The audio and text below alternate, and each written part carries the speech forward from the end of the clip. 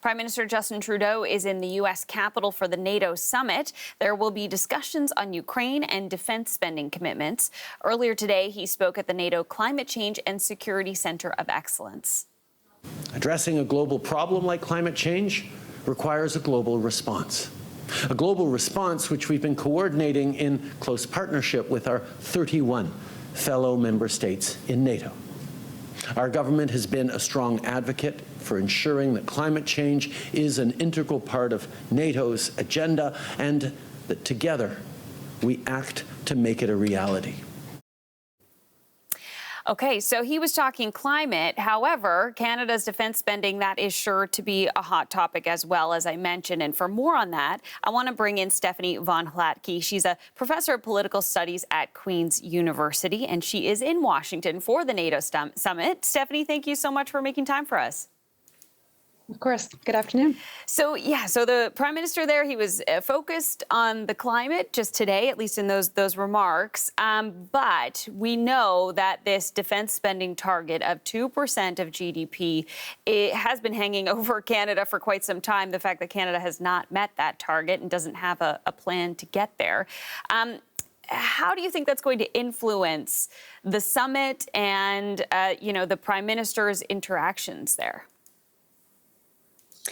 Yes, there might be a little mild public shaming around that. It's a pledge that was agreed to in 2014, and the Allies had set a 10-year window to achieve it. So it's now 2024, and Canada is nowhere near achieving that 2% mark.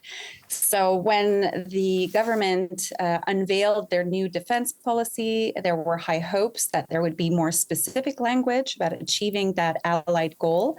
Yes, there are new capabilities that are promised, major projects for procurement, but in the very short term, we're not really moving the needle on that 2% pledge. So Canada is increasingly isolated. The majority of allies are now meeting the 2% mark or have a plan to reach that 2% mark. So it is going to have an impact on Canada's reputation, and especially its reputation as a reliable ally, because this is something the government signed on to.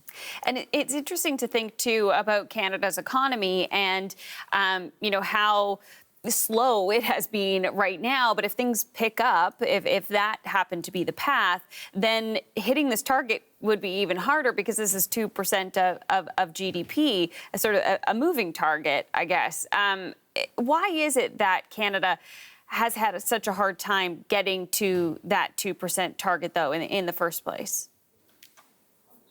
I think the pressure wasn't as strongly felt before. So the Russian invasion of Ukraine was a game changer in that respect. And I think the assumption was that Canada, if it continued to contribute to military operations, could kind of stay the course in shooting under that 2% mark. Right now, this is no longer a tenable course of action. And I think that now that the 2% initial deadline is coming to an end, there's going to be talk about what's the next goal? What's the next goal beyond the 2%, beyond 2024? So Canada is going to have to rethink its approach if it's going to sign on to this new commitment that NATO is going to set up for its allies. We've been talking a lot about U.S. President Joe Biden, as many people have over the last little while here, Stéfanie, since that debate performance. I just wonder what sort of presence he will be at this summit, what you think maybe the conversations will be around that and around the possibility that President Biden may not be the president, and what sort of influence that would have on NATO in the future if Donald Trump were to become president again. So under that scenario, the positive side of the story is that NATO has had experience with Trump before. So they're better prepared in a way as an organization to meet that challenge. But Trump, the second time around, I don't think would be the same thing as the first time around, especially not when it comes to NATO and Ukraine.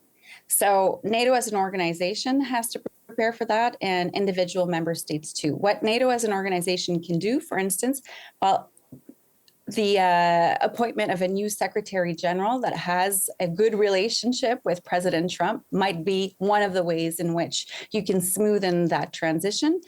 The other thing is that the current Secretary General has been pressing allies to make more concrete and multi-year pledges for Ukraine.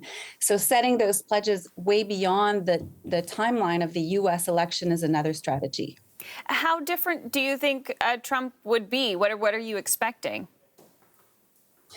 Well, what we can expect based on what's already been said is a sterner approach to the 2% mark and maybe even beyond the 2%. So setting goals that are much higher than that, and then saying things that would undermine the credibility of Article 5. So when Trump says that the protection of the United States and the alliance is conditional on member states meeting that 2% pledge, that really undermines alliance cohesion, and it really undermines this trust in collective defense and deterrence.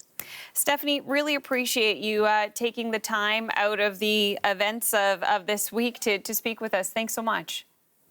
My pleasure. Thank you. That's Stéfanie von Hlatky, a professor of political studies at Queen's University.